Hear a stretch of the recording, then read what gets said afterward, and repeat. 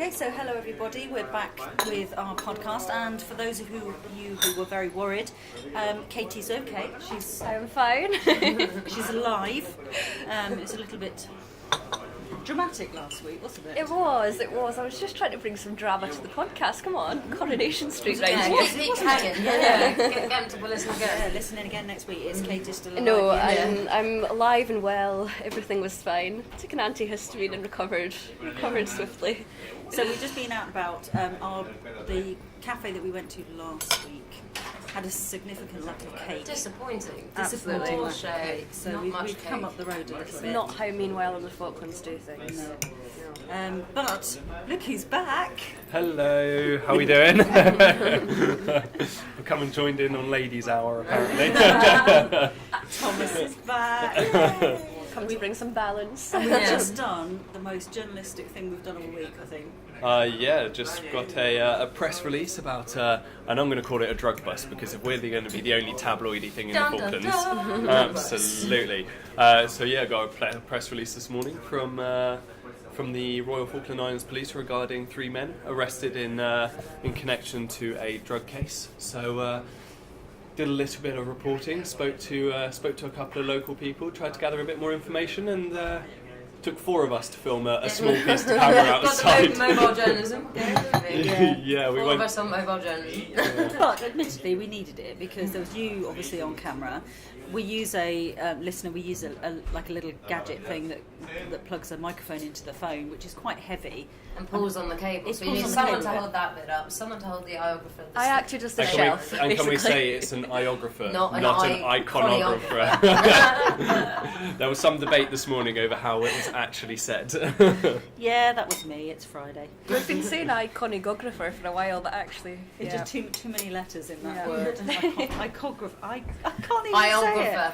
It's going to be legislative for a long time. It's the same. Legislative. Yes, No, another I can't word. even say that. Another word that's Well, difficult. What was it? Squid stocks. Squid socks. Squid stocks. As I say, if you want to see some bloopers on FITV, then Hannah referring to her squid socks is always a good one. Yeah. But before we move on from it, if you do want to find out a bit more information on the drug bust, then head to our Facebook page. We have just uploaded a small video for it. Right, I'm taking a photograph of you.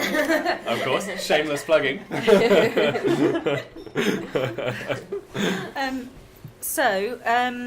You have bought a new suit. I think that is the big news from your Highlight of the travels. week. Yeah, highlight of the week was when Thomas appeared in his new suit. Indeed, I couldn't possibly pop over to the UK, to the land of actual shops, and not come back with some stuff.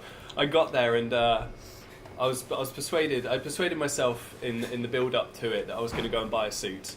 And I got there and I saw so many pretty camera lenses that I changed my budget and went and bought a camera lens instead, which put a suit out of my budget. And then with my birthday coming up, the family very kindly chipped in and went, you know what, you need a new suit, Tom. You're too scruffy, we'll get you a new suit. Absolutely. So, well, it does look lovely when you had it on the other day. It looks very dapper. Very dashing. This brought it obviously up the subject of looking smart for certain fine dressing. For certain things, and obviously FITV. I would say it was a rule. We always look smart. But always. No, for Government House, for court, and for Legislative Assembly, I think it should be a suit or equivalent for a lady. Yeah. Most definitely. But I'm not sure about your brown shoes. Well, look, it's a contentious one, but a navy suit with brown shoes or black shoes, some people, such as a fair friend, would call it a disastrous fashion faux pas, and some people would call it the height of European fashion. It's the black belt. It was the I think black you belt. described it as an indictable offence. Well, look, the problem was I couldn't find my black shoe. There we go.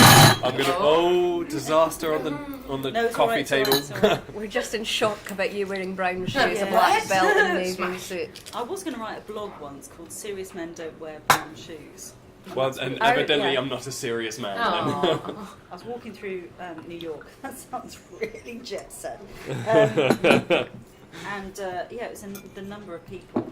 You could shoes make up the man. I feel.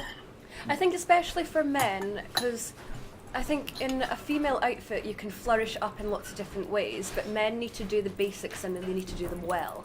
So I think if you're wearing shoes, you need to really make sure that it ties your whole outfit together. Something at the bottom, something in the middle, and something at the top that pulls your whole outfit. And now we Your have. shoes pull your whole outfit together. And now we have an insight into how much women think about men's clothes and how much more women think about men's clothes than men do. But it's But a I have cardigan. to- I have to say this: is a cardigan ever acceptable for a lady in a that kind of area? So in a courtroom, in legislative assembly, in a government house reception, would you say? Depends on the type of cardigan though. If it's like a thick winter woolly cardigan, then obviously not. But if it's something like Caiti's wearing, a nice thin, very smart cardigan, or you, Paula, then you can get away with it. Can I just say, bargain of the century, this cardigan. It was reduced from 100 and something quid. Never pay that for a cardigan. No. Ridiculous. Down to something like 15 quid. So That's not bad. I know. I thought I'd be Steal. really not to. Really. I'm lost. We're naming shops I don't even know of. We so. didn't name any We didn't name any Oh, shops. was that a shop? Did you not have the podcast brief? Not advertising anything and not naming names. So moving on from there, the last week we talked about the Mayball and how we felt about that, but actually soon after we had put this out, we find that actually they've changed the rules, which is a massive step. I know there were a lot of people who were wanting to change these rules for a long time, but now it was announced last week that girls who are in year 10, rather than age 15 or over, but girls who are in year 10 are able to go to the May Ball. How are they going to have any time to order their dresses though? That's what I don't understand. It's all a Right, bit of it's a a last question, minute. isn't They've it? left it almost a little bit too late to announce that and change the age. And knowing how important it is at that age, especially if this is your first one, I think at any age, if you're going to something special, you want to look lovely. You want to, well, I certainly do from my point of view, and I think girls at that age especially, they'll want to find something that they feel comfortable in, if they need to dance, if they're... Well, I wonder if people won't go, if they can't get their dresses in That's a time good or something point, that yeah. they're comfortable in, they might actually be like, actually, I'm not going to go. Well, having arrived in the Falklands just over a year ago, the May Ball was actually one of the first events I covered, and I had no idea what to expect leading into it. I was told that it's quite a long evening, and don't get me wrong, even in the UK when I had my GCSE and sixth form board, it's not really, dancing isn't actually the main focus of it, and the way you look isn't actually the main focus of it, and it doesn't go on anywhere near as late. So it's a completely different event to what I expected it to be. But having spent the evening, I spent the evening filming the interviews that Paula was conducting with a lot of the young men and the young women. And there was such a focus on the outfit, and not just the dress, but the accessories and Where it's and, from. and yeah. and obviously as a guy who doesn't pay too much attention to it, I was completely blown away by how much effort went into the lead up to it and how much this matched that. it's And But people are interested in that. Yeah. That's what people But want to massive hear planning about. as well, because And this- as you girls know, sorry, I would call you girls, as you ladies know, it takes a long time to get things down to the Falklands. So these girls are, and I can call them girls because they'll be 15, 16 years old, are planning their Ordering outfits. stuff abroad, because it Ordering takes stuff- weeks yeah, to be weeks delivered. and weeks and weeks and weeks to get it. And I've been at Mayballs where, you know, somebody has planned a wonderful dress and has actually had to come in one of her friend's dresses because Yeah.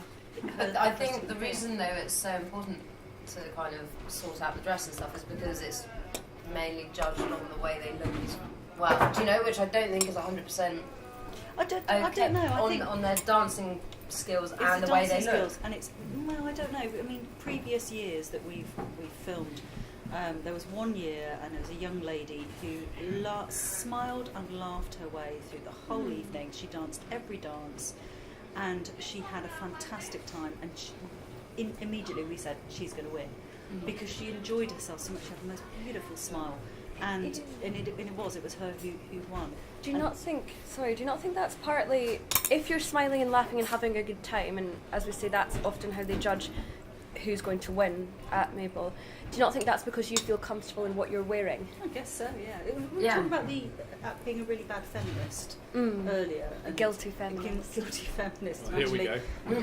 I'm a feminist, but I like wearing pretty dresses. Well, that's fine. Yeah. That's absolutely fine. Feminism has nothing to do with what you wear. Feminism at its core is equality. It means you should be able to do wear what you want and not be judged for it. It means a man can wear a suit and he cannot wear a suit and he won't be judged for wearing a t-shirt. you should be able to wear what you'd like to wear. Now, Feminism at its unless core you're is in equality. Mm. Unless you're in court. So you've got a tie on today, haven't you? Because we made you put a tie on for the Tell us about the knots. The knots about your tie. How do you? No, I just do a Windsor because you can tell him. Can I name the chap? you name So him. Guy Marrow, who is part of the demining program down here, once came in as I was getting ready to record the news with Paula, and he was absolutely appalled with He's the a knot. dapper chap. Yes, he is. He is a very Yeah, dapper he's chap. a very dapper chap. But he was appalled with my knot and told me I couldn't possibly tie my tie in such a manner, and he taught me how to tie a tie properly, and my dad is very grateful. Do you think that's the equivalent, the sort of male equivalent for these young chaps that are going to the May Ball? Them learning how to tie a tie and then making sure that their tie matches their shoes is the equivalent to girls matching their jewellery and their dresses. And a pocket handkerchief as well. Yes, of course. Potentially, I mean, I would have almost been inclined to say that guys won't think about that, but the Prince Charming from 2 years ago, and he was also there last year, but he went stag because couldn't possibly say yes to just one lady. Matched tie to dress. Matched his tie to the dress of the lady he was with, and it was a very interesting concept that he actually thought about that beforehand. And I do believe he also had a pocket handkerchief that matched his tie. I believe it was green first year and red in the second year. That is how you do And you it. noticed it, so yeah. We had a nice chat about it, but he thought, I realised that some men actually do think about it a lot more than maybe I do. Let's move on to the next step. We have been, as well as doing the journalist thing today, which was fabulous. We did some ambulance chasing earlier on the week. Yes. Thomas's first So day it back might at be work. my fault there. Rang us up and said there's some fire engines going like hell in the night down the bypass, which is not very often happening down here. So Caiti and I went straight out. Got in the car with the Mojo stuff, it's easy, and went like hell in the night. We did, so especially as we started to near where the incident, we'll call it, looked like it was happening, Paula said, get your window down, come on, get that camera out there, make sure that we get everything that we can, especially while we're a bit further away. I was just saying, it's such a fierce voice. Yeah. Get that window open! It's the accent, come on, anger. So, no, you politely asked me if I could put my window down. But unfortunately, as I did that, we went through a puddle and I got a face full of rainwater in the face and all over my camera on my phone. So that didn't work out so well. But other than that slight unprofessionalism, everything else did work out very well. Can we just, obviously carrying on from this, can we just explain that there wasn't actually an incident? No, there wasn't an incident. But we were there. Yeah, we were there. And it wasn't an incident. It was actually them doing practice. So. And they seemed to do a very good job, in my humble opinion. They did. Although you guys got there quicker than they did, I hear. We got So there. maybe career change. We did. We got there. Mind you, the one of the ambulance drivers is not actually in the UK, in the Falklands at the moment. He's in the UK, and I have heard he gets there way before anyone else. He's a good driver. Good have driver. we talked about bittersweet in this podcast yet? I'm having a blank. Not today, I don't think. No. So bittersweet closed last week. That was quite sad. You missed that, I missed the Thomas. closing event. I'm absolutely gutted. I heard there was a re-emergence of Dolly. A certain new king emerged on the scene. Yeah. I'm hoping to see a lot Prince. more of. A prince. Are we going to Yes. call him a prince? Yeah, Are because we? he's the love child, isn't he? So, he's a Oh, prince. So one of the queens, Dolly, because we can name Dolly, suggested that he needed a backstory. So it Yes. was Caiti. Let's just say that it was Caiti. I am the new king. You are the new king. Or prince, as Hannah says. Oh, Prince, yeah, I'll take that, that's better. Prince stealing hearts. I like that, yes, that's my new drag prince name. Steel and Hearts. Steel and Hearts, I like that. I think that goes well. Yes, especially considering the names of my love parents. You're an illegitimate child. You were born. A love I child. arrived. From Osley. I think Yes. Osley would have a son called Steel. Steel. Yeah. Yeah. Matches my guns. Ozzy, by the way, is actually Paula. If anyone wanted to know that. You're not supposed to say that. You're not supposed to say that. Otherwise, people will think it's Ozzy. So coming up on the back of that, there's actually an emerging, I think, Kings and Queens emerging down here. So we're going to do a show in August, and partly to help the British Legion, but also we're doing a lot of the organising. So you were working on the poster, weren't you? Yeah, I've been slaving away at InDesign, making a lovely poster for our event, Dragstravaganza. I think it's a bit of a mouthful, that's but a name. Dragstravaganza. Dragstravaganza. The poster looks lovely. It looks awesome. I'm trying to go for like Gatsby theme. That's what I was thinking. Yeah, it looks good. All glitz and glam, because Yeah. us kings and queens are. And the dress code is fabulous. I think that's great. Yeah. How's the upload going? Is it? Yeah, I think it's all uploaded. I think it's up on the. We are on. Online. Yeah, we are on the old Facebooks. Sorry, I mean. So if you haven't already, liked us on Facebook. Follow us on Instagram. Do you follow on Instagram or like? Yes, you follow on Instagram. Oh, that'll be a topic of conversation for next week. How over 40s should they be allowed on Instagram? We're at think we need Falklands to, TV on Instagram, and on Facebook we're just FITV. Twitter, don't forget Twitter. Start I love tweeting. Twitter. I was going to say, we don't tweet enough. No, we I really like- don't. I I'd need say to. Paula's the only one that really reigns it with the old Twitter. I mean, I don't. No, but with all this breaking news stuff, we could be tweeting away at that. Yeah. That'd be quite good. We mentioned dress code in court, so sort of taking a tangent from there. Are you allowed to live tweet from court? I do believe you are. You're allowed to live tweet from the Legislative Assembly. They brought that in a few months. Well, actually, to the latter end of the last assembly, you can live tweet from Legislative Assembly. I'm not sure about court because you're not allowed to draw in court either. Caricatures I want to use. It's not the right word, really, is it? No, It's, you're not allowed to draw in court. You're supposed to go out and draw and then come back in, make notes and stuff like that. Yeah. I don't know. I need this confirmed, but I was under the impression that the only people who could make notes in court were the press. I'm not sure whether I've read that or whether I've Well, dreamt that. I've I'm not seen sure. quite a few other people making notes in court before, but Yeah. I I'm mean, not sure whether that's... that would surprise me, but that being said, I there are may many be completely things that wrong. do surprise me. So. No, I may be completely wrong on that. I might have dreamt it. So what are we looking at for next week? Hannah, what are you up to next week? I'm going to interview the Commonwealth shooters this Saturday, so I'll be doing an update with them, which should be quite interesting. Maybe I can get hold of a gun for myself, but That's a really bad phrase. Hopefully, I can get hold of a gun. I know. But back in the UK, I've never shot. Did you, when you did the run up to the Commonwealth Games, did you get a chance to shoot that? I had a little go with the Air Force, but I want to have a go at something a bit bigger, maybe a shotgun. I say maybe get some tips from a Falklands record breaker at the most recent games, Mr. Mark Dodd there. Yeah, I'd like to do it. I'm thinking I might even join the gun club, but I don't know. I don't know just yet. Well, there's quite a few because there's gun and pistol, isn't there? I think I'd rather do like the heavier gun, and I'd quite like to do the clay shooting as well. Okay. We'll see. Yeah. So, Caiti, you've got something pretty hefty on you next week. With that, we won't go too much in detail because it's quite a difficult topic. But you're looking at. Yeah, so I'm going to start looking into the sort of abortion policies and abortion rights that are in the Falkland Islands. And the procedures. The procedures, yeah. This sort of came up because I know that Ireland are actually voting on their abortion rights on the 25th of May. So I think it's quite an important topic that I'm interested in going into more about. Yeah. Yeah, so that's me. Thomas, what's coming up for you?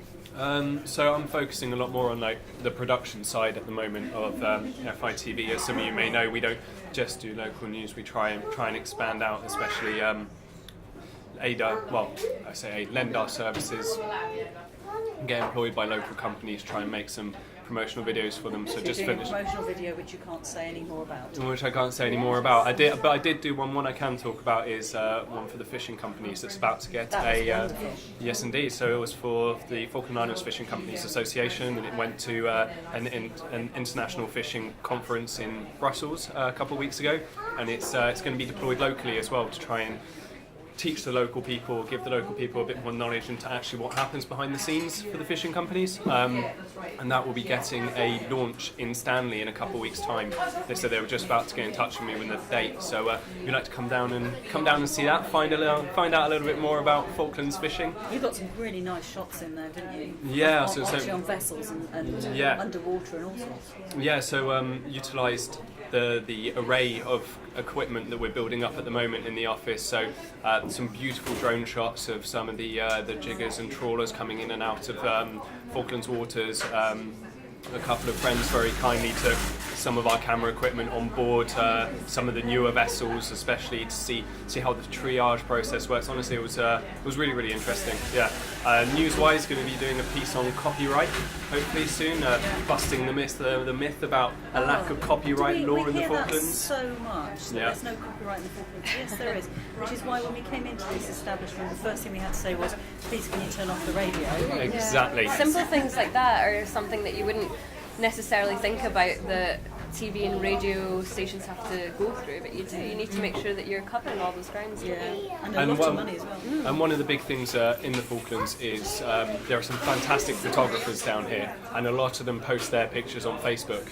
So we're going to be looking at actually what happens to their copyright there once they've uploaded a picture onto Facebook. Does it still belong to them? Whether that little symbol actually means anything? Yeah, the little C symbol, does it actually mean anything? I had a chat with quite a few law students and a law lecturer back in the UK as well, so actually looking into copyright more as a legal term itself, and whether you sticking a little C next to your stuff actually means anything at all. We'll find out more soon. I'm doing hearing loss. What was that?